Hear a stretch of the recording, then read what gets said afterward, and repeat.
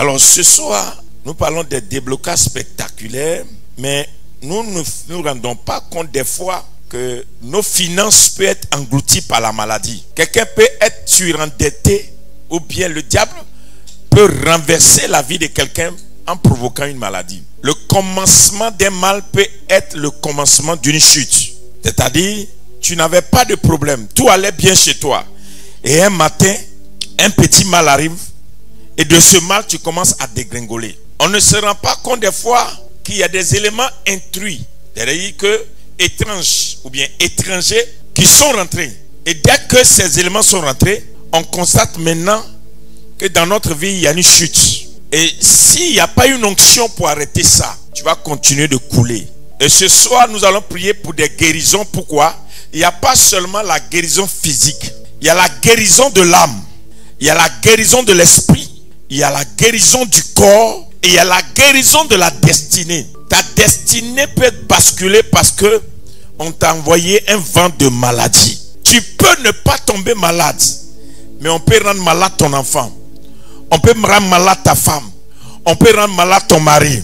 Ou bien même, on peut créer quelque chose qui est autour de toi qui fait que tu n'es plus disponible. Ce soir, ou bien au son de ma voix qui entend ce matin, la guérison doit être ton partage. Dis amen avec moi. Je n'entends pas bien ton amen. Et les gens ne savent pas que la maladie est une forme de malédiction. La maladie ne vient pas de Dieu. La maladie vient du diable. Aucune maladie n'est la volonté de Dieu. Soit la maladie, tu as ça parce que tu es puni, ou bien conséquent des péchés, ou bien tu as ça parce que c'est un programme satanique, ou bien tu as ça parce que le diable veut t'arrêter dans ton avancement. Au moment où tu es prêt à te lancer, c'est en ce moment que le diable te lance quelque chose. Garder la maladie avec soi et traîner la maladie avec soi, c'est accepter que la malédiction habite avec toi. Et ce matin, toi et moi, on va prier. Aucune maladie ne va rester dans notre corps. Tu n'as pas bien dit amen. Alors en faisant ce programme, vous voyez l'affiche qui est là. Lisez Acte 10, verset 38. Vous savez comment Dieu a oint du Saint-Esprit et de force Jésus de Nazareth, qui allait de lieu en lieu, faisant du bien et guérissant tous ceux qui étaient sous l'emprise du diable, car Dieu était avec lui. Acclame la parole. Si tu es rempli du Saint-Esprit, l'un des premiers signes de quelqu'un qui est rempli du Saint-Esprit, c'est l'abondance des guérisons de miracles. Un environnement où les chrétiens sont remplis du Saint-Esprit, c'est un environnement où les démons fuient, les miracles sont authentiques et on voit Jésus faire des miracles. Là où on parle de Jésus, il n'y a pas de miracle, ce n'est pas le vrai Jésus qui est là-bas. Partout où on parle de Jésus, il doit y avoir miracle. Votre amen me dérange. Partout où on annonce Jésus, il faut des miracles. Partout où on prêche Jésus, il faut des miracles. Si tu parles de Jésus et puis il ne peut pas avoir des miracles, c'est qu'il y a un problème. Le signe qui prouve que c'est Jésus qui est en train de travailler, c'est quand tu peux le démontrer par des guérisons et des miracles. Je sens que la vie de quelqu'un va reprendre son cours parce que la guérison va prendre place. Dis amen avec moi. Apôtre-moi ce verset. Quand les disciples de Jean-Baptiste et Jean-Baptiste lui-même ont commencé à douter de Jésus et qu'ils sont allés demander à Jésus savoir est-ce que c'est lui qui est le vrai Messie. On va lire ensemble quelle est la réponse que Jésus leur a donnée. C'est-à-dire là où on doute de Jésus, c'est quelle réponse on donne. Là où les gens ne croient plus en Jésus, quelle est la réponse qu'on leur donne. Là où les gens ne croient plus que Jésus est Dieu, Jésus est Seigneur, il est le Fils de Dieu, il est le roi des rois. Quand les gens te posent une question pour savoir pourquoi tu dis Jésus est Dieu, on ne prend pas un verset biblique, on fait un miracle. Parce que pour le miracle là, il faut seulement Dieu pour faire des miracles. C'est-à-dire, tu prends quelqu'un qui est devant toi et puis te dit pourquoi tu dis Jésus est Dieu? Prouve-moi que Jésus est Dieu. Tu dis toi-même tu es cancéreux, non? Je t'impose les mains, tu es guéri. Tu vas, tu fais le test. Quand tu reviens, question, Jésus est Dieu? À toi de me le dire. Parce que là où il y a un miracle, Jésus est là. Et c'est parce qu'il ne pleut plus de miracles au milieu de nous que les gens ne voient pas la vérité de Jésus qui règne. Quelle est la réponse que Jésus leur a donnée? Lis un peu le texte, oui. Luc chapitre 7. Oui. À partir du verset déjà 18 même, on peut commencer. Jean fut informé de toutes ces choses. Jean fut informé de toutes ces choses par ses disciples. Par ses disciples. Il en appela deux et les envoya vers Jésus pour lui dire: es-tu celui qui doit venir? Es-tu celui qui doit venir? Jean-Baptiste venait de dire que Jésus, il est celui que Dieu a envoyé, et que lui, Jean-Baptiste, il n'est pas capable de délier ses lacets. Voici l'agneau de Dieu qui ôte le péché du monde. Maintenant, quand Jean-Baptiste est en prison, il doute encore. Dit doute. Doute. Si Jean-Baptiste a douté, c'est normal aussi que des gens doutent. Il y a des chrétiens qui doutent encore des miracles. Même il y a des hommes de Dieu qui ne croient plus qu'il y ait miracle. À faire des miracles, c'est le doute qui fait que les gens prêchent pour dire que Dieu ne fait plus de miracles. Si Dieu ne fait plus de miracles, il n'est plus Dieu. Ce qui fait qu'on sait qu'il est Dieu, c'est qu'il est le Dieu qui fait des miracles. Oui, et il dit quoi? Où devons-nous en attendre un autre? Oui. Arrivé auprès de Jésus, il dit: oui. Jean-Baptiste nous a envoyés vers toi. Jean-Baptiste nous a envoyés vers toi. Pour dire: es-tu celui qui doit venir? Es-tu celui qui doit venir? Ou devons-nous en attendre un autre? À l'heure même. À l'heure même. Jésus guérit plusieurs. On dit à l'heure même. Jésus guérit plusieurs personnes de maladies. Plusieurs personnes de maladies. D'infirmité. D'infirmité. Et d'esprit malin. Et d'esprit malin. Et il rendit la vue à plusieurs aveugles. Il rendit la vue à plusieurs aveugles. Et il leur répondit. Allez rapporter à Jean-Baptiste. Ce que vous avez vu. Et entendu. Les aveugles voient. Les boiteux marchent.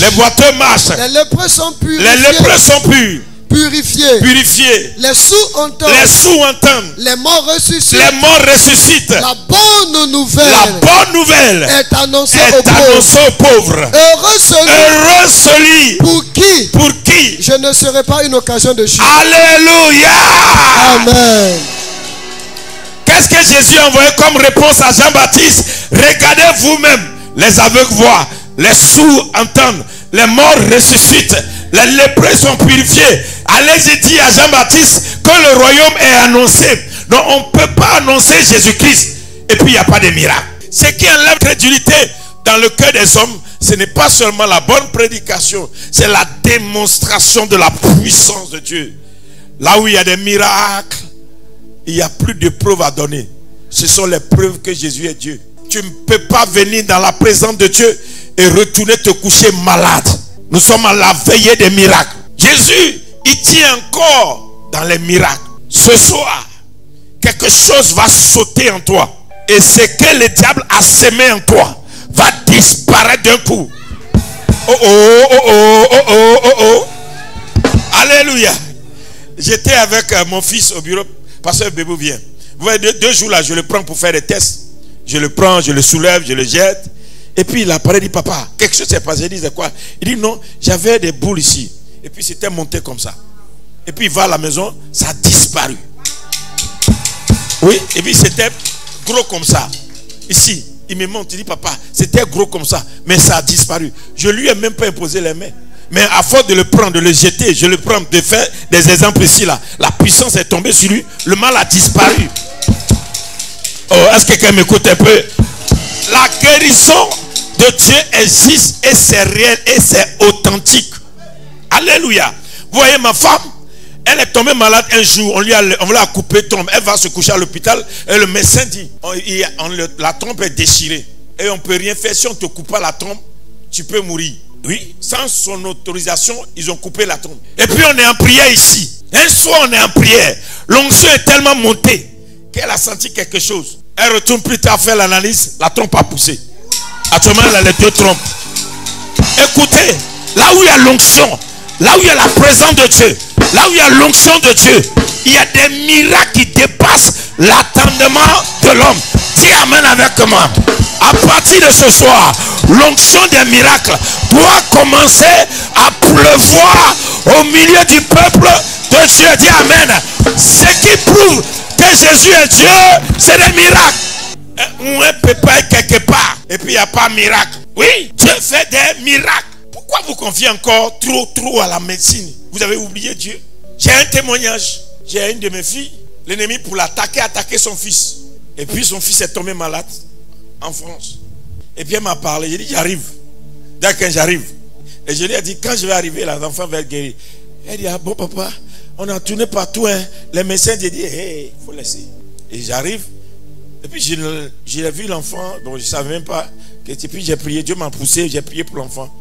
J'ai prié vraiment pour l'enfant. Il m'a mis mon manteau, j'ai prié sur l'enfant. J'ai prié pour l'enfant, je suis parti. Et l'enfant est guéri. Il dit, ah bon, merci papa. Mais quand ton enfant a souffert de quelqu'un à la fin, tu dis, on va voir. Puisque beaucoup ont prié. Ils vont à la maison et ils constatent. Parce que l'enfant a un problème ou un pied, le pied a maigri, en tout cas, elle est en train d'avoir des problèmes. Et puis un matin, il m'appelle, papa, est-ce qu'il y a depuis après arrière? L'enfant là va bien. Maintenant, le pied a commencé à grossir seul. L'enfant se sent bien. Et puis elle me demande, mais papa, tu as fait comment? L'onction est passé par là. Jésus ne peut pas être annoncé. Et puis la maladie va être là. J'ai ma fille qui est là, Anne. Un matin, elle est venue. Ici, on a fini des prières, retourne à Bruxelles. Et puis elle va à l'hôpital, les gens lui donnent des maladies. Elle m'appelle. Ils ont diagnostiqué comme une maladie, ma fille. Au moins 3. Et puis elle pleure, dit, Haï, tu n'es pas la fille de béni de Dieu. Tu n'es pas malade. Va dormir. Elle dit, papa, il dit, tu n'es pas malade. La voici qu'elle est là. Quand tu déclenches une élévation, le diable t'envoie une maladie. Quand tu es en train de décoller, c'est là que le diable t'envoie une maladie. La maladie te freine dans ta course. La maladie te rend indisponible. La maladie vient pour dire que Dieu est menteur. La maladie vient pour contrarier ce que Dieu a dit. C'est pourquoi Jésus n'aime pas la maladie. Et partout il passe, il guérit les malades. Il chasse les démons. Il rend les lépreux purs. Parce que la maladie défie Dieu. La maladie qui est en toi, et puis tu es en train de caresser là, elle défie Dieu. C'est que Dieu, toi, tu pries. Et puis tu as sac pour aller au travail et tu as sac de médicaments. C'est que Dieu, toi, tu pries. Et puis le médecin a plus d'importance dans ta vie que Jésus. Je crois aux médecins. Je respecte les médecins. Mais mon Jésus est plus qu'un médecin. Le déblocage vient aussi quand cette maladie que tu es en train de trimballer, de caresser, d'un coup disparaît. Et puis quand un mal comme ça disparaît dans son corps, ça veut dire que Dieu a fait plus que ça. Il y a des choses qui ont disparu, seulement lui n'a pas su. On dit résurrection même des morts. Pour prouver que Jésus est Seigneur, il faut que Jésus guérisse. Si Jésus ne peut plus guérir, c'est que Jésus n'est plus Dieu. Alléluia. Vous connaissez Pasteur Kwadjo? Pasteur Kwadjo, quand il est venu ici, là, il est venu malade. Il a diabète. Sa femme a un problème de cœur où on l'hospitalisait chaque mois. Elle saignait. Elle est là comme ça, le sang coule. Et on a interdit à sa femme de faire des efforts. Et le médecin a donné 6 mois à sa femme, c'est ça? 6 mois. Et lui-même, il avait commencé à boire des médicaments. Quand ils sont arrivés, le diable les a dépouillés avec la maladie. Ils ont commencé à prospérer. Mais la maladie est rentrée. Le diable les a dépouillés. Parce que si ta femme doit tomber à l'hôpital, puis tu as fait 4 millions, 5 millions, 6 millions. Mais comment tu vas garder l'argent? Et puis quand ils sont venus, j'ai dit, toi, tu ne peux pas marcher avec moi malade. Tu as fait comment? J'ai prié pour lui. Boum, il est tombé. Quand il s'est levé, il mange tout. Vous le voyez, non? Elle ressemble à un diabétique. Sa femme est venue. J'ai commandé au nom de Jésus. Aujourd'hui, là, elle se promène. Vous la voyez partout. Elle est plus vivante que tout. Et puis un jour, le médecin l'appelle. Tu es encore vivant? Il dit oui. Il dit quoi? La médecine prouve que tu dois mourir dans 6 mois. Mais Jésus est passé par là. Est-ce que quelqu'un m'entend ce matin? Jésus est passé par là. Je ne te parle pas de quelque chose que je n'ai pas vu. Il y avait un pasteur qui était avec nous ici, feu, mon fils, pasteur Evans. 3 fois, Dieu m'a utilisé pour le ramener à la vie. Une fois, ils ont trouvé de l'eau dans son ventre, à telle enseigne qu'on dit, ils ont sorti combien de litres? Plus de 5 litres d'eau dans son corps. Et le médecin dit ça là, il est pourri, il va mourir. Quel pourri? Quelqu'un qui marche avec moi va pourrir comment? J'invoqua le nom de Jésus. Il s'est relevé 3 fois. Le Saint-Esprit Nous avons besoin du Saint-Esprit pour qu'il n'y ait plus de maladies qui habitent et qui cohabitent avec nous. Quelqu'un n'a pas dit amen avec moi. On ne peut plus supporter ça. Le Dieu que nous servons, c'est aussi un Dieu des miracles. Qui veut voir des miracles? Dieu s'intéresse aussi à notre santé.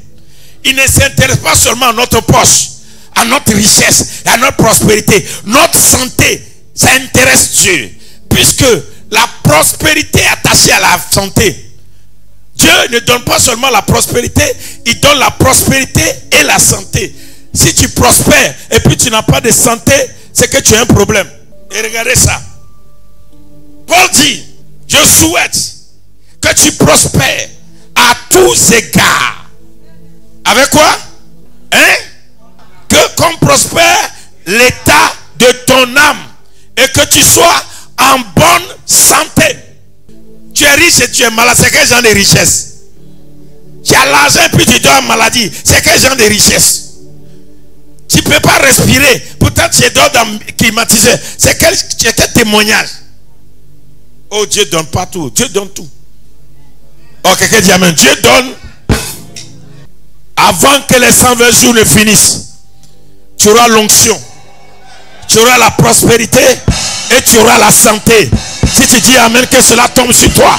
Avant que les 100 jours ne finissent, tu auras l'onction, tu auras la prospérité et tu auras la santé. Tu auras l'onction, tu auras la prospérité et tu auras la santé. Tu auras l'onction, tu auras la prospérité et tu auras la santé.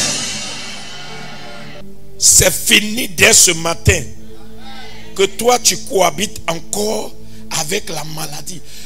Vous savez, je déteste l'incrédulité des gens de ces derniers temps. Quand des gens leur parlent de Jésus, ils te parlent de médecin. Jésus guérit, ils te disent non, le médecin a dit. Je te dis que Jésus réussit, le médecin a dit. Je dis que Jésus, il est en train de te guérir, le médecin a dit. La médecine a dit que je suis allé à l'hôpital. De qui tu me parles? Je te parle de quelqu'un qui peut ramener les morts à la vie. Je te parle de quelqu'un qui a ressuscité Lazare. Je te parle de quelqu'un qui ouvre les yeux des aveugles, qui purifie les lépreux. Peu importe ton cas, il est capable d'intervenir, de rentrer là-bas et de te ramener. Je te parle du ressuscité, le Fils de Dieu. Je te parle de Dieu. Je te parle du Dieu des miracles. Et dans ces derniers temps, on dort tellement avec la maladie. Les gens viennent malades à l'hôpital et à l'église, ils retournent malades à la maison. Et vous ne savez pas que les démons de maladie lient beaucoup. Et c'est ce que le Saint-Esprit a soufflé à mon esprit. Il m'a dit, fils, si tu veux voir les gens riches, commence à chasser les démons et prier pour les malades. J'ai dit, oui. J'ai dit, comment ça? Il m'a dit, vous ne vous rendez pas compte que le démon qui rend les gens malades, c'est le même démon qui rend les gens pauvres. Quand le diable veut te dépouiller, il t'envoie la maladie. Et pour bouleverser ta vie, le diable t'envoie une maladie. Quand j'écoute les choses qu'on dit sur internet, je regarde, je dis, mais pourquoi on ne doit pas retourner à Jésus? Tu fais confiance à quelqu'un à qui tu donnes ton argent pour ta santé. Pourtant, c'est la personne qui te donne la maladie. Pourtant, on leur a confié notre santé. Aujourd'hui, quand tu vas à l'hôpital, une maladie qu'on peut soigner facilement, comme le médecin ou bien la clinique va gagner de l'argent, on va t'opérer. Une personne à qui on a confié sa santé. Quand tu as une assurance qui a du poids dans ta main, tu rentres dans un hôpital, à cause de ton assurance, on change ta maladie parce qu'il doit gagner sur ton assurance. À une personne à qui on a confié sa vie. Et tu ne vois pas que le temps est venu de revenir à Jésus, de redonner sa confiance à Jésus, de t'attendre à ce que Jésus étende encore sa main. Il t'a sauvé, c'est vrai, mais il doit te guérir après le salut. Tu ne peux pas aller au ciel avec un corps malade. Tu ne peux pas aller dans l'intimité de ton Dieu avec un corps malade. Tu ne peux pas être dans la présence de Dieu et garder la maladie. Dieu peut pas être présent dans ta vie et la maladie aussi va être présente. Ce soir, l'onction pour les miracles. Est-ce que quelqu'un est là pour voir Jésus faire des miracles? Le Dieu que nous servons, c'est le Dieu des miracles. Le Dieu que nous prêchons, c'est le Dieu des miracles. Le Dieu que nous annonçons, c'est le Dieu des miracle. Quand j'ai écouté les témoignages de nos pères dans la foi, il n'y a pas un père dans la foi qui n'a pas commencé par les miracles. Ce qui les a fait, ce n'est pas la prédication. Ce sont des miracles qui étaient abondants dans leurs assemblées, dans leur ministère. On voyait Dieu faire des choses. Écoutez, là où tu prêches la parole pendant un mois et puis il n'y a pas d'âme qui vient. Si un évangéliste fait un miracle, tu vois le résultat le lendemain. Le miracle attire plus de foule que l'enseignement. Ce qui fait courir les gens vers Jésus, ce n'est pas l'enseignement, ce sont des miracles.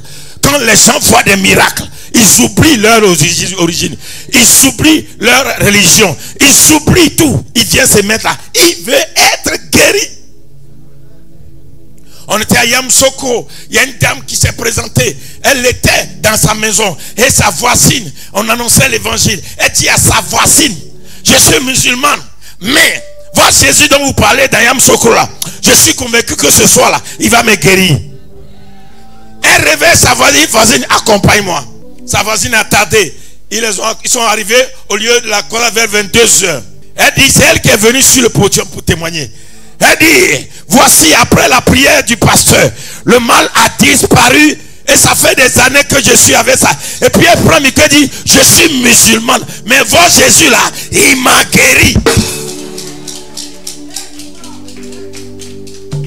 Là où il n'y a pas de discussion dans la religion, c'est quand Jésus peut guérir. Là où Jésus guérit, il n'y a pas à faire de je suis de telle religion, non, Jésus a guéri un point, un trait. Jésus peut guérir les païens, les musulmans, les bouddhistes, les athées, les non-croyants. Tu veux pas. Jésus guérit. Et ce soir, tu es venu pour rencontrer le Jésus qui guérit, qui fait des miracles.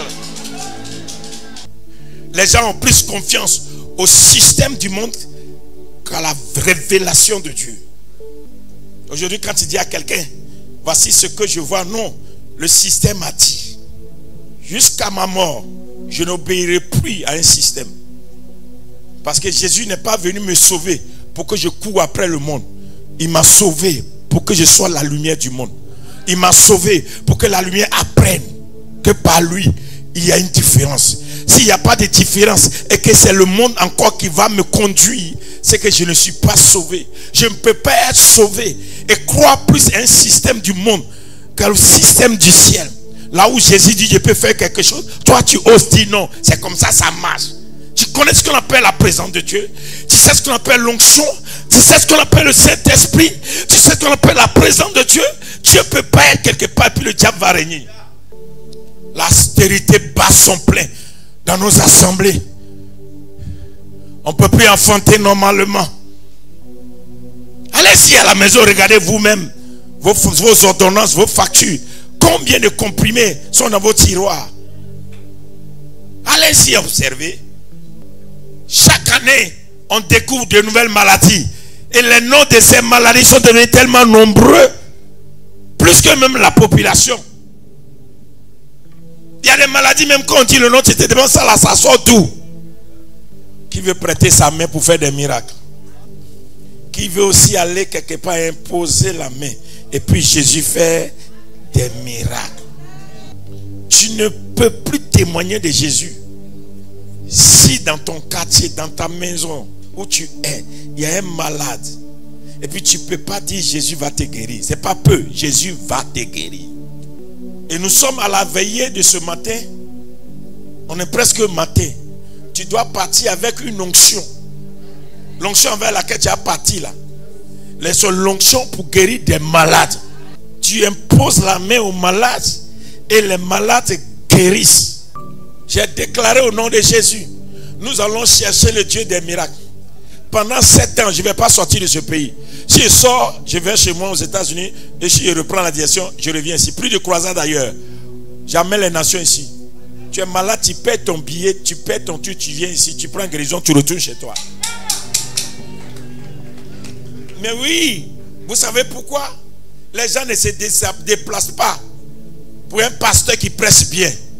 Il se déplace qu'un pasteur peut ressusciter des morts. Est-ce que quelqu'un me voit un peu? Il se déplace là où il y a le feu. S'ils savent que par toi, Dieu peut ressusciter les morts, ils viennent. Et je vous demande, cherchons ce Dieu-là. Dieu est capable de faire encore des choses. Le Dieu que nous servons, c'est le Dieu des miracles. Et si tu ne pries pas avec moi ce matin, c'est que toi-même, c'est pourquoi il y a un esprit qui s'est dépêché pour venir dans l'assemblée ce soir, parce que il n'y a pas avoir miracle. On va voir. Marc 5, verset 25. Marc 5, à partir du verset 25. Atteinte d'une perte de sang pendant 12 ans. Or, il y avait une femme atteinte d'une perte de sang pendant 12 ans. Et imaginez, pendant 12 ans, une femme, son sang coule. On n'a pas dit 12 jours. On n'a pas dit 12 semaines. On n'a pas dit 12 mois. 12 ans. Oui. Elle avait souffert entre les mains de plusieurs médecins. Elle a souffert entre les mains de plusieurs médecins. Elle avait dépensé tout ce qu'elle possédait. Elle avait dépensé tout ce qu'elle possédait. Et elle n'avait éprouvé aucun soulagement. Elle n'avait éprouvé aucun soulagement. Mais était allée plutôt en empirant. Sa situation s'empirait. Ayant entendu parler de Jésus. Elle vint dans la foule par derrière. Et toucha son vêtement. Car elle disait. Si je puis seulement toucher ce vêtement. Je serai guéri. Au même instant. La perte de sang s'arrêta. Et elle sentit dans son corps qu'elle était guérie de son mal. Jésus connut aussitôt en lui-même qu'une force était sortie de lui. Et se retournant au milieu de la foule, il dit: qui a touché mes vêtements? Ses disciples lui répondirent: tu vois la foule qui te presse et tu dis: qui m'a touché? Et il regardait autour de lui pour voir celle qui avait fait cela. La femme, effrayée et tremblante, sachant ce qui s'était passé en elle, vint se jeter à ses pieds et lui dit toute la vérité. Mais Jésus lui dit: ma fille, ta foi t'a sauvée. Va en paix et sois guérie de ton mal. Est-ce que quelqu'un peut acclamer la parole? Lis Luc 8. Regardez la même histoire racontée par Luc 8 à partir du verset 43. Luc chapitre 8 verset 43. Oui. Or, il y avait une femme atteinte d'une perte de sang depuis 12 ans et qui avait dépensé tout son argent. Non, appuie bien. Or, il y avait une femme atteinte d'une perte de sang depuis 12 ans qui avait dépensé tout son argent. Oui.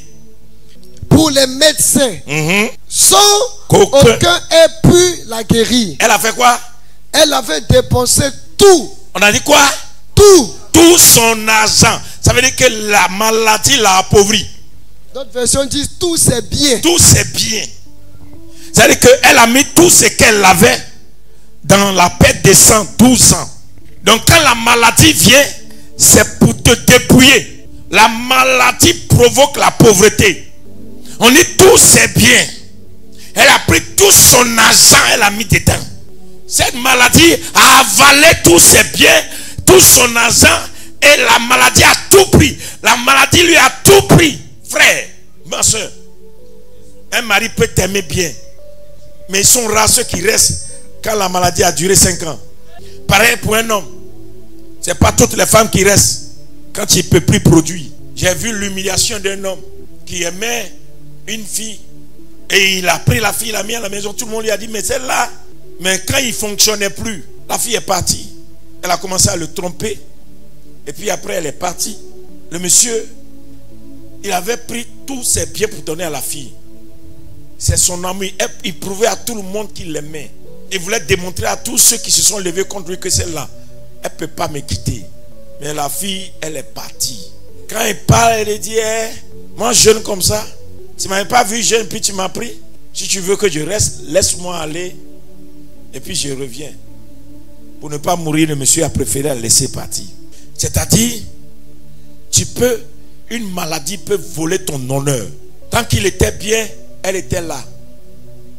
C'est pourquoi il faut la santé. Si tu n'as pas la santé, il y a des choses qui vont te déshonorer. Si tu n'as pas la santé, C'est là que tu vas comprendre que le diable fait du mal. Tout. Le monsieur a tout perdu. Et comme quand le diable veut te dépouiller, il veut te détruire, il ne te dépouille pas seul. Les enfants du monsieur aussi l'ont laissé. Puisque lui, il n'avait que les yeux que pour sa femme. Il a laissé ses enfants qu'il avait eu. Donc quand la femme l'a laissé, les enfants aussi ne se sont pas... Et un matin, la seule maison qui lui restait, la femme allait se remarier avec un monsieur. Et le monsieur qui revient avec les papiers pour dire: monsieur, vous devez quitter notre maison, c'est la maison de mon épouse. Oui, le monde est sans pitié. Ah, vous dites, hey, dans ce monde-là, il y a des gens qui n'ont pas cœur. Hein? Qui est ton épouse? Et puis le monsieur qui dit: oh, monsieur, jeune homme, vous savez qui je suis? Le monsieur ne me dit plus ça, je ne suis pas jeune homme. Mais lui aussi veut son intérêt. Le monsieur est monté pour dire: il va aller prendre les papiers. Il est tombé dans la douche. Il n'a plus duré, il est mort. Dans votre vie, la santé doit être votre priorité. Il y a des gens qui sont avec vous aujourd'hui parce que vous êtes bien. Marquez ça dans votre tête. Ne croyez jamais à l'homme. Le jour où vous n'allez pas être bien, c'est là que vous allez voir la méchanceté de l'homme. Il y a beaucoup de personnes, quand ils étaient bien portants, ils avaient des amis. Mais depuis ils sont tombés malades, personne ne les visite. Parce que la maladie ridiculise. Tu comprends, non? La maladie ridiculise. Il ne faut pas accepter la maladie. Dans toutes ses formes, il ne faut pas accepter la maladie. Il faut rejeter la maladie. Parce que la maladie n'est pas de Dieu. La maladie est du diable. N'acceptez pas cohabiter avec la maladie. Ne traitez pas la maladie avec douceur. Ne traitez pas la maladie. Ne dites pas bonne arrivée à la maladie. N'accueillez pas la maladie. N'adressez pas vos salutations à la maladie. Dites à la maladie: éloigne-toi de moi. Éloigne-toi de ma maison. Éloigne-toi de mes enfants. Éloigne-toi. Parce que partout où il y a la maladie, il y a le déshonneur. Il y a un général de l'armée syrienne qui s'appelle Naaman. C'est un haut gradé. Toute l'armée s'aligne devant lui le matin. Quand on le salue, il fait comme ça. Mais c'est lèpre. Quand il soulève sa main pour saluer, lèpre. Général, mais lépreux. C'est-à-dire, Dieu peut te donner des positions. Mais dans la salutation de ces positions, il y a le déshonneur, lèpre. Et le monsieur ne supportait plus. Jusqu'à ce que sa servante lui dise: mon patron, dans toute la Syrie, il n'y a pas quelqu'un, aucun médecin gradé qui peut te soigner. Dans toute la Syrie développée, il n'y a pas un médecin pour t'enlever la lèpre. Et quand tu salues ton armée, toute l'armée te regarde et dit: notre général, il est lépreux. Tu ne sais pas quelle honte ça fait quand les gens qui sont avec toi savent de quoi tu souffres. Le PDG est impuissant. Et le boy, la bonne, le coursier, le chauffeur, tous les gens du bureau, on sait qu'il est impuissant. Et c'est lui qui se promène avec famille. Lui là même vraiment, il nous fait rire. Comme s'il s'est fait quelque chose. PDG, mais déshonneur. La femme puissante, élevée, milliardaire, épileptique. C'est elle qui commande tout le monde. Elle a 5000 employés. Mais tout le bureau, tout le monde sait que celle-là, attention, hein, elle est épileptique. Elle peut tomber à tout moment. Élévation, mais déshonneur. On t'a nommé à un poste. Et puis il y a une odeur qui t'accompagne toute ta vie. Quand tu dis bonjour, ou bien quand tu passes, notre patron là est sain, hein? Ou bien il y a une odeur qui accompagne le patron là, on ne comprend pas. Il allait partout, personne ne peut lui enlever l'odeur. Et ça accompagne son élévation. La maladie n'est pas pour les pauvres. La maladie est pour tout le monde. La maladie n'a pas de limite. Elle rentre partout. Il n'y a pas à faire de moi, je suis élevé. La maladie rentre là-bas. Jusqu'à ce que cette fille-là dise: monsieur le général, dans mon pays en Israël, il se trouve un prophète. Si tu peux te déplacer pour aller, il va te guérir.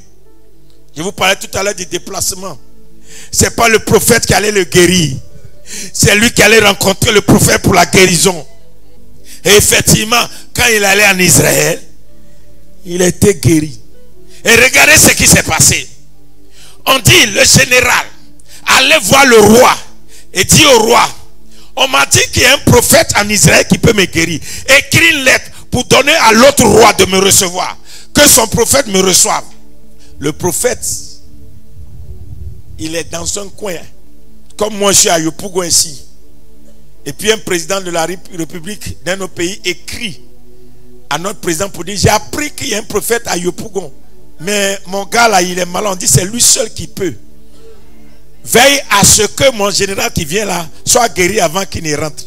Et la Bible dit que le roi d'Israël, qui connaît la puissance du roi de la Syrie, dit, hey, on me cherche encore la guerre. Depuis que moi j'ai guéri. Et puis on envoie une lettre au prophète. Dit, toi prophète de Yopougon là, tu envoies ta renommée jusqu'à loin. Voici, tu nous crées des problèmes. Et le prophète qui dit au roi d'Israël, roi, dors tranquille, amenez-le, il saura qu'il y a un prophète en Israël. Alléluia. Oh, j'aime l'évangile. Est-ce que vous voyez un peu? Amenez-le jusque là. Il saura qu'il y a un prophète en Israël. C'est dit, nous ne cherchons pas seulement le Saint-Esprit pour remplir l'église. On cherche le Saint-Esprit pour présenter notre Dieu. Avec le Saint-Esprit, jusqu'au palais, notre Jésus doit être présenté. Les gens, peu importe leur niveau, ils doivent savoir que Jésus, il fait des miracles. C'est-à-dire, un homme de Dieu est loin tellement qu'il crée incident diplomatique avec son ministère. À cause de son ministère, ça devient incident diplomatique. C'est-à-dire, Dieu est prêt à donner l'onction à des gens. Dieu est prêt à oindre des gens à telle enseigne que leur présence dans un pays attire des autorités, des personnalités de dire, on s'en va là-bas. Ou Pathé fait quoi? On a dit que quelqu'un là-bas, c'est lui seul qui peut me guérir. Je prêche à un pasteur. Est-ce que je prêche à quelqu'un que Dieu a appelé? Est-ce que je prêche à quelqu'un que Dieu a saisi? Il y a un homme actuellement qui a tout l'honneur d'un palais, mais il se promène avec une machine. Il cherche la guérison jusqu'à ce qu'on lui envoie une information qu'il y a un pasteur illettré qui est quelque part en Côte d'Ivoire, qui est doté d'un don, des guérisons et des miracles authentiques. S'il lui impose les mains, il va guérir.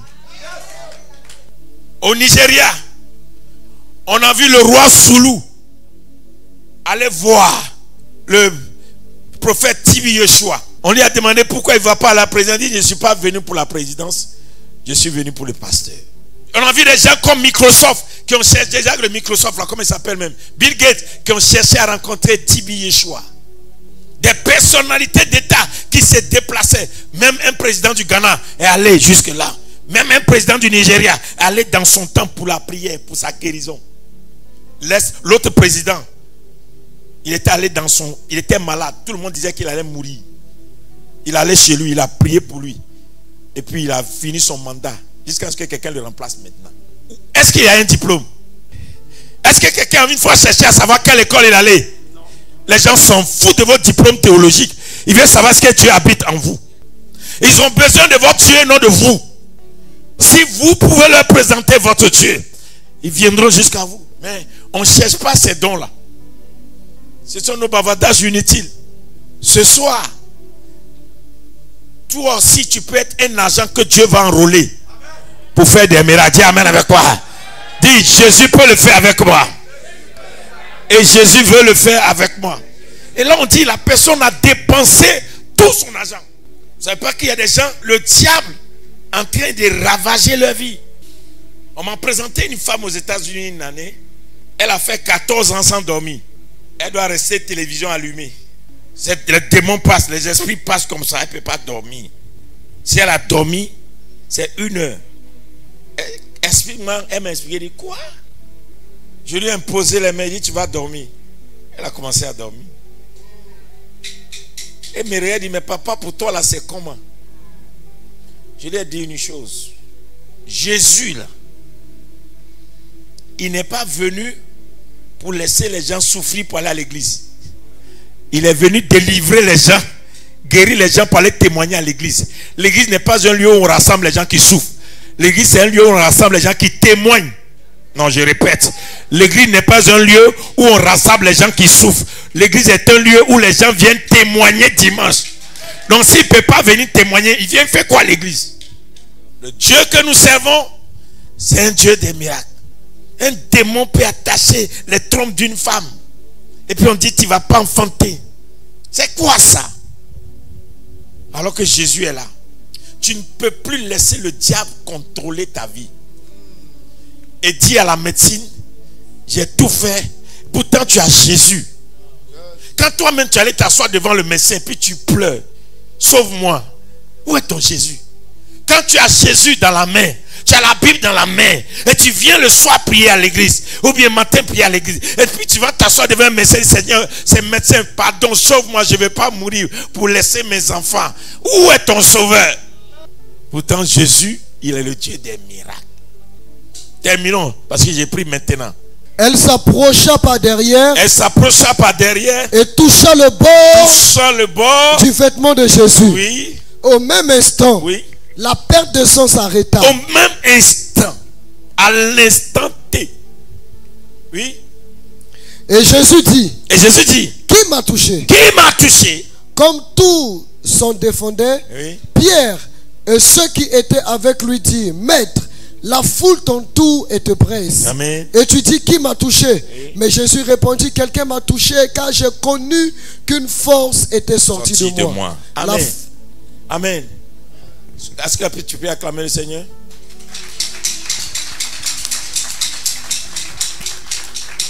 Quand le Seigneur était en train de me faire passer par la vallée, et Dieu m'a emmené dans la maison de l'ancien Kwame, mais pour que on m'accepte dans la maison, il faut que Dieu fasse quelque chose. On dit, ce petit, il a dit que Dieu l'utilise. C'est quoi même? Et puis un matin, un de ses amis intimes lui dit, ma femme n'arrive pas à marcher. Et puis ils ont soulevé sa femme de Nyangon Nord. C'est Nyangon Nord, non? Nyangon Sud. Dans le taxi pour venir. Et je lui ai dit, ta femme va marcher. Non, son ami lui dit, ah, ton enfant là, ton petit là. Mais son ami là, il avait déjà vécu une histoire avec un prophète qui était ici qu'on appelait Kwame Moïse. Oui, du Ghana, Kwame Moïse. Oui.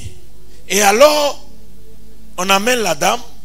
Moi, j'ai pris la femme, j'ai pris. Et puis, lève-toi, marche. La femme s'est levée, elle a commencé à courir. Elle a commencé à marcher. Alors, son ami dit, on va attendre pour voir. La femme a marché de camp militaire pour retourner à Nyangon Sud pour tester. Et puis, l'ami de mon papa ancien l'a dit, ah, petit qui est chez toi là, il est dangereux. Hein? C'est comme ça a commencé avec quoi même. Il faut l'attraper bien. Parce qu'il a un don pur. Est-ce que vous me suivez un peu? Au fait, en réalité, les gens ne peuvent pas croire en toi si tu lis la Bible. Pour qu'on sache qu'il y a un Dieu en toi, il faut qu'il y ait des signes. Les signes qui prouvent que Dieu est avec toi, ce sont des miracles. Si Dieu ne peut pas faire des miracles avec toi, il ne t'a pas appelé. Et puis notre histoire est partie comme ça jusqu'à aujourd'hui. J'ai un de mes fils là, il n'est pas venu ce soir. Quand on faisait, après la CAN, et comme on avait un groupe pour gérer les communications, et ma femme faisait partie de ceux qui géraient la communication, donc elle envoyait un message la nuit pour dire, je vais me suicider. Parce que voilà ma honte. Donc, elle a envoyé pour dire, ah papa, il y a quelqu'un qui fait, c'est urgent, dit amenez-le. Le monsieur est venu, il m'a regardé, il dit, quel est ton point? Il dit, je cherche travail. Si tu ne trouves pas de travail, il dit, le mois prochain, tu auras un travail. Il m'a regardé, il dit, amen. Il dit, tu auras le travail le mois prochain. Et puis il est venu. Bon, maintenant, lui, venait à l'église. Parce que le prophète, il dit, mois prochain, non. J'ai fait tout le mois, puis je vais voir. Et puis il est venu avec sa femme. Un matin, je passe et je regarde, ça veut dire, toi, tu vas enfanter. Et l'enfant va naître dans les bonnes conditions. C'est celle qui a rendu témoignage ici la dernière fois. Et puis le mois, dès que le mois vers la fin, on l'appelle, il a eu un travail. Il dit, c'est pas vrai ça. Il a dit le mois prochain. Et puis j'ai eu le travail. C'est pas fini. Après, le travail immédiat, il dit encore, papa, il a dit non, ça pas, cette fois-ci, je te vois avec travail et voiture de fonction. Avant-hier, il paraît, elle m'envoie un message encore, il dit, ah, Maman, il faut dire à papa, hein, son Dieu est trop fort. Je viens d'avoir encore un autre travail, voiture de fonction. Pourquoi? Notre Dieu là. Est-ce que je dois parler encore? Lève-toi, on va prier. Lève-toi, on va prier. Lève-toi, on va prier. La prière que tu vas faire ce soir là, le sang qui a arrêté la perte de sang de cette femme doit arrêter ce qui t'amène à la perte ce soir. Tout démon, toute perte, tout ce qu'on t'a envoyé comme maladie et qui fait que tu es en train de te voir mourir, si le sang de Jésus a guéri cette femme, ça te guérit. Ton âme sera guérie, ton corps sera guéri, ton esprit sera guéri et ton destin sera guéri. Ta maladie peut ne pas être maladie physique, mais ta maladie peut être spirituelle, émotionnelle, sentimentale. Ça peut être une maladie où tu as un problème dans ta tête, personne ne sait. C'est pas tous les fous qui te déshabillent. Il y a des gens là, ils ont déjà la folie, seulement ils n'ont pas manifesté. Tellement tu as vécu des choses que ta tête là, ça va plus. Tu es dépressif, mais tu ne te rends pas compte. Plus rien, tu n'as plus le goût de la vie, parce que la maladie est passée par là. Mais toi et moi, notre prière va faire ça ce soir. Amen. On va prier pendant 7 minutes. Tu vas invoquer le sang de Jésus. Que le sang de Jésus intervienne dans ton corps, dans ton âme, dans ton esprit, dans ta pensée, dans ta conscience, dans ton subconscient. Que le sang de Jésus arrête ce phénomène. Dès ce soir, tu es guéri de tout.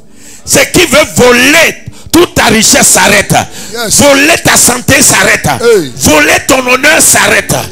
Par le feu, par le sang. Que le sang de Jésus vienne intervenir. Premier point de prière.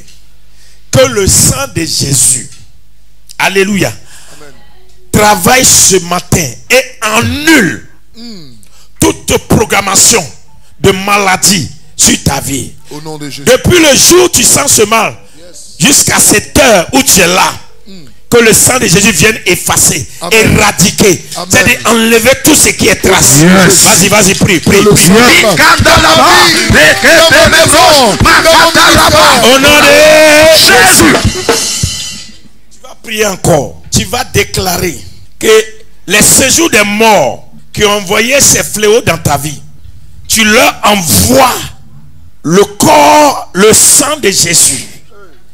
Tous ces jours des morts où on a programmé une maladie contre ta vie, si réellement Jésus est resté d'entre les morts et que le jour de sa résurrection, tous les morts sont revenus à la vie, ton corps qui est mort reprend la vie. Amen. Toute chose morte dans ta vie reprend la vie. Amen. Le sang de Jésus te donne le droit de la vie. Amen. Programme ça maintenant au nom de Jésus. Yes.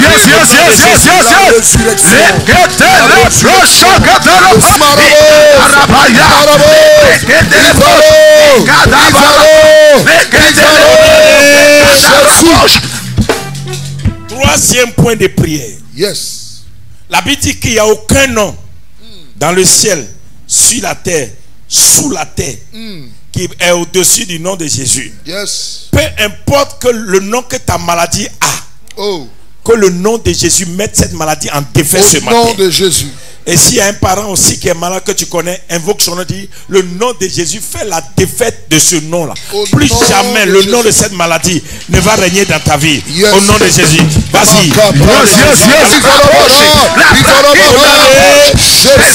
Nous allons attaquer maintenant aux maladies émotionnelles. Quand la maladie émotionnelle rentre dans ta vie, elle déprogramme ton ADN. C'est-à-dire que tu ne vis plus. Émotionnellement, tu n'existes plus. Il y a des gens qui vivent comme ça mais ils ne sont plus là. Tu n'as plus le goût de la vie. Tu ne ressens plus rien. Tu vis. Ça c'est la maladie émotionnelle. Physiquement tu n'es pas malade mais émotionnellement tu es mort. Tu vas déclarer maintenant que le sang de Jésus guérisse tes émotions. Amen. C'est l'émotion qui fait que tu peux sentir les choses, tu peux réagir, tu peux avoir le courage, tu peux avoir tout ça là, c'est parti. Yes. Prions maintenant au nom de Jésus, que le sang de Jésus vienne te Jésus. Nous allons prier pour tous ceux qui ont la dépression. Yes. La dépression, c'est que on a tué ta pensée. Oh. C'est la pensée qui fait que tu réfléchis. D'habitude, tu penses à une chose et ta main là qui est. Tu ne peux plus penser bien. Ton système de réflexion, c'est foutu.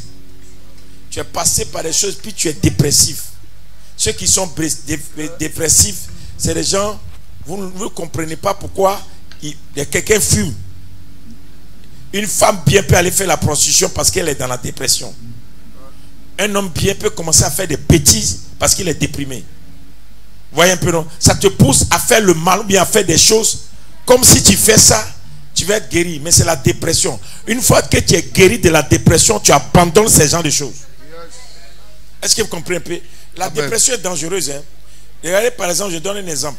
Une femme qui a été battue ou bien qui a connu des choses peut se mettre à dire je ne veux plus de garçon dans ma vie. Et puis elle commence à... Elle dévie.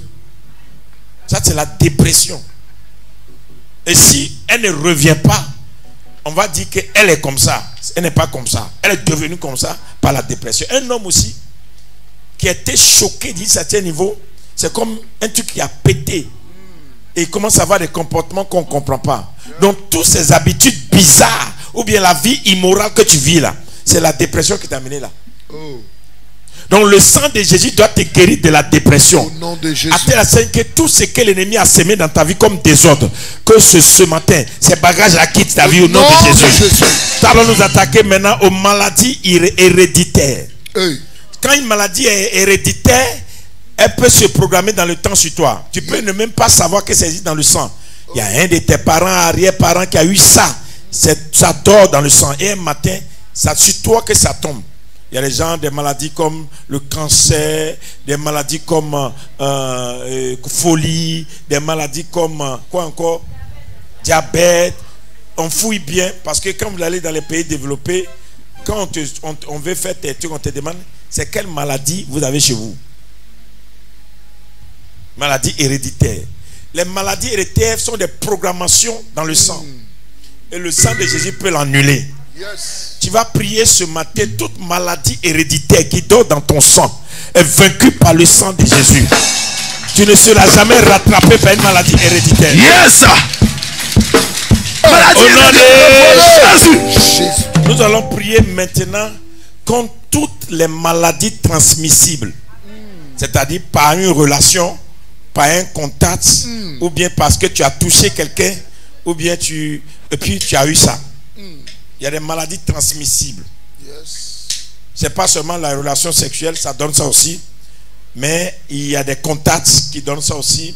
Il y a le fait peut-être que tu aies mangé avec quelqu'un, ou bien dormi dans... Il y a tout ça là. Toute maladie transmissible. Alléluia. Amen. Nous allons les attaquer au nom de Jésus. Prie.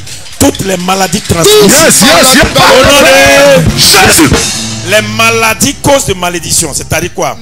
Quelqu'un te maudit pour dire voici ce qui va t'arriver et puis ça se provoque par un mal. Par exemple, quand on te maudit là, tu te lèves un matin, tu as un petit mal là. Quand tu commences, tu vois que... Et donc le mal devient une conséquence qui te déprogramme. C'est une malédiction. Donc il y a des maladies qui sont envoyées comme malédiction. Le sang de Jésus brise cette malédiction.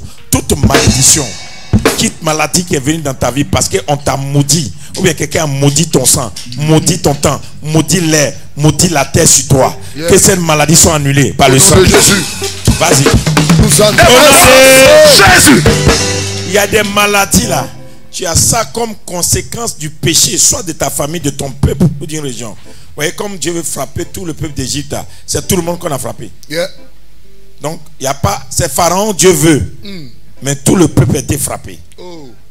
Donc, il y a les conséquences des péchés qui peuvent provoquer des maladies sur nous. Yeah. Donc, tu vas réclamer le sang de Jésus pour te sauver de toutes conséquences des péchés. C'est eux qui ont péché. Toi, Jésus est mort pour toi. Amen. Tu vas prier maintenant, tu vas déclarer que que ton âme, ton corps, ton esprit, ta vie est sauvée par le sang de cette malédiction. Ça ne tombe pas sur toi. Vas-y, prie au nom de Jésus. Dernier point de prière. Il y a des maladies provoquées par certains parfums. Écoutez, dans ces derniers temps où nous sommes, avant de payer un parfum, il faut bien lire. Ne paie pas par mode. Tous les noms qui sont sur les parfums maintenant, c'est des parfums préparés dans les séjours des morts pour provoquer des choses sur la vie des gens. Tu regardes un parfum scandale. Tu vois ça, parfum mort subite. Tu regardes un parfum robe noire. Toi-même tu écoutes robe noire et puis tu vas payer. Tu regardes, mais oui. Donc poison. Tu regardes parfum qui te dit, hein, ange et démon. Donc, tu imagines tous ces parfums-là. Et donc, des fois, parce que la Bible dit, il y a un qui a reçu l'odeur pour la vie, il y a un qui a reçu l'odeur pour la mort. Donc, beaucoup de maladies sont programmées par des parfums, par des odeurs. Donc, moi, je ne vais pas m'attaquer aux gens qui font leurs choses, mais moi, ces prières, j'ai fait. Mais c'est à toi de comprendre que quand tu t'en as acheté là, il faut regarder. C'est comme les gens... Et tu t'en vas payer parfum, tu vas, on a mis sirène dessus et puis tu t'en vas payer. Quel que soit son odeur, tu as quel problème? Il y a des choses que tu regardes et il y a la tête, te parle. Tu dois avoir le discernement. Ton esprit doit être poussé pour savoir. Les gens qui pèsent leur nombril, tu as quel problème? Pas aller mettre trop dans ton nombril. Ça va t'envoyer des conséquences. Je ne suis pas là ce matin, mais oui, c'est des conséquences que tu peux avoir des problèmes de santé terribles. Oui. Oui, moi je vous conseille. Il y a des maladies qu'on a là. Ça vient aussi de là. Oui. Toutes nos femmes, vous qui portez les perles là, priez bien. Je vous dis la vérité. Ne prenez pas pour dire, si vous ne priez pas bien, ne portez pas. C'est beaucoup de sources de stérilité. Beaucoup de sources de maux de ventre, des problèmes que les gens ont. Parce que maintenant, le diable est rentré dans tout ça. Et on ne se rend pas compte. Allez-y étudier les perles d'abord. Pour comprendre ce que ça peut amener comme conséquence. Ce n'est pas un fait de mode. Mais il faut prier pour toutes ces choses. Amen. Toi, tu es femme, tu mets perles et choses à chaîne à ton pied. Ça peut être effet de mode. Cherche à savoir pourquoi on met. Pourquoi? Mais si tu n'as rien mis 1, 2 fois, 3 fois, ça peut t'envoyer des conséquences. J'espère que tu comprends. Il ne faut pas me regarder de façon, hein, mais comprends ce qu'il dit. C'est pour prier. Je ne m'attaque pas à ce que tu fais, mais c'est pour prier. Amen. Il y a des démons de séduction qui accompagnent certaines personnes. Tu ne comprends pas pourquoi même tu es dans une union, quelqu'un peut aller t'enlever dedans. Ça dépend de quelque chose qui est sur toi. C'est ça qui attire les gens. Si tu ne l'enlèves pas, ça va continuer d'attirer les gens. Tu comprends, non? Il y a des pommades là. Il ne faut pas mettre. Regarde le nom qu'on a écrit sur la pommade. Depuis que tu as commencé à mettre la pommade, il y a une odeur qui vient sur toi. La pommade t'affecte un état. Et puis tu commences à vivre des choses bizarres, tu ne te rends pas compte. Tout ça, les démoniaques. Nous, les chrétiens, là, quand ça va payer, là, on doit lire. On doit prier. On doit sentir les choses. Si tu es chrétien que tu ne sens plus, tu es en danger. Il y a une fille qui est venue me voir en réception. Elle m'a fait pitié, mais je ne pouvais rien. Je n'ai pas de camp de prière. C'est pourquoi il faut que j'ouvre un camp de prière. Il y a des cas où on ne peut pas régler à l'église. Il faut envoyer un camp de prière. Elle, non, ça fait pitié. Elle est venue à la réception. Je l'ai regardée, mais toi, tu es fini. Elle allait se faire tresser. Depuis qu'elle s'est tressée, tout est parti. Ses cheveux, tout est parti. Sur ta tête, il y a quelques grains. Elle a enlevé, elle dit, papa, regarde. Elle dit, ma fille, Yakou, tout ce qu'il te faut, c'est de trouver un camp de prière. Si un pasteur te dit, il va faire charababa de 3 jours de jeûne et puis te délivrer, non, il te faut un camp de prière. Donc, tu veux aller te coiffer. Toi-même, tu vois le monsieur qui coiffe. Il coiffe bien, garçon, il coiffe. Tu le vois efféminé, il te coiffe. Et puis, femme est courageuse, hein. Puis tu mets ta tête là-bas quand même. Tout ça là nous envoie des maladies. Tu découvres que, je parle à nous tous, ton coiffeur, ton couturier, tu découvres des signes qui fait des choses, quitte-le, même s'il court bien. Même s'il court bien. Parce que ça peut amener des conséquences sur toi. Donc, on va prier pour les odeurs. Les parfums, les odeurs bizarres, les choses que nous-mêmes on a contractées par ignorance, qui sont devenues des conséquences dans notre vie. Là. On va briser ça. C'est pourquoi j'ai cité tout ça là. On va briser. Les hommes, nous tous, on est dedans. Tu as une fois fumé la drogue, ne dis pas je fume plus. Il faut détruire cet esprit. Sinon, c'est planté, caché. Un matin, ça a surgi. Donc, ce matin-là, pour qu'on soit guéri, tout ce qu'on a pu contacter, et puis nous-mêmes, on sait que c'est pas bon. On va détruire ça avant qu'on ne reçoive l'imposition de main. Tu es prêt? C'est des maladies. Le diable nous a sémé la maladie. On ne va pas laisser ça. Toute odeur que tu as contractée par savon, par pommade, par parfum, par un acte quelconque, c'est culturel chez nos parents les Sénégalais de mettre des perles dans l'eau et de faire des choses dessus pour que la femme attire. C'est culturel. Tu vois, non? C'est normal chez elle. Mais quand tu amènes ça ici, c'est un autre esprit. C'est-à-dire que tu veux chercher, je veux que les garçons te cherchent. Non, la même chose qui est culturelle chez eux devient un problème chez nous parce que nous, on n'est pas comme ça. Donc tu prends ça encore, toi aussi tu mets sur tes reins. Quand tu arrives là, tout le monde te poursuit comme ça. Tu dis, mais les hommes, laissez-moi, on ne va pas te laisser. Tant que les pelles sont en terrain, on te suit. Donc tout ce que tu as appris en Inde, tout ce que tu as appris, venu de je ne sais pas où, on t'a envoyé de quel pays même, Arabie Saoudite, Dubaï. On dit non, ça là, ça fait ça. Ça change, ça fait chance. Il y a plus de chance quand tu es en Jésus. Des parfums bizarres, des odeurs bizarres, et puis tu allumes. Ça chasse des démons. Donc ton Jésus ne peut pas chasser des démons. C'est un parfum de Dubaï qui chasse maintenant tes démons. Beaucoup parmi vous, vous avez ces choses chez vous à la maison. Tu dors un peu seulement, le diable s'assoit chez toi. Il y a un parfum, on dit non, quand tu prends comme ça là, tu prends ce parfum là, quand tu sors, non, ça te suit seulement. Il y a des hommes qui font ça pour que femmes te suivent. Donc, il y a des garçons là, ils ne peuvent pas faire main sur lui. Dès qu'il sort comme ça, quand il se dépasse là, tu le suis. Ça là, il a attrapé femme, mais il a oublié le démon qui est venu rentrer en lui pour attirer les femmes. Et lui là, il va créer des problèmes aux gens. Lui-même, si la femme à la maison, femme, le pauvre, elle va souffrir pour rien. Ça va, non? J'ai ramassé tout ça là pour que tu pries une fois bien. Savon ou quoi, que chez toi ce matin là, on va les dépouiller. Amen. Aujourd'hui, les gens vendent savon sur internet. Mais les femmes qui font ces choses là, elles sont prêtes à tout faire pour avoir l'argent. Si ce n'est pas ce qu'elle a mis dedans, les perruques là, mettez dedans.